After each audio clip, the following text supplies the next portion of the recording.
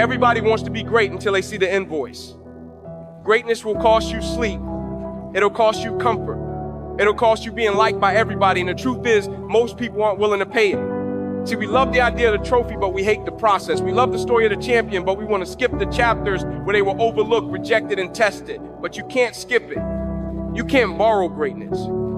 You've got to earn it in private, when nobody's clapping, when nobody's checking, when nobody's posting about you.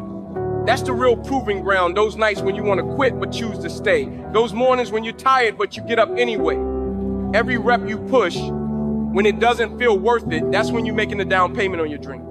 And when the day comes, when you finally walk into that moment you've been fighting for, it won't be luck, it won't be magic, it won't be coincidence. It'll be because you looked at the price tag of greatness and you paid it in full.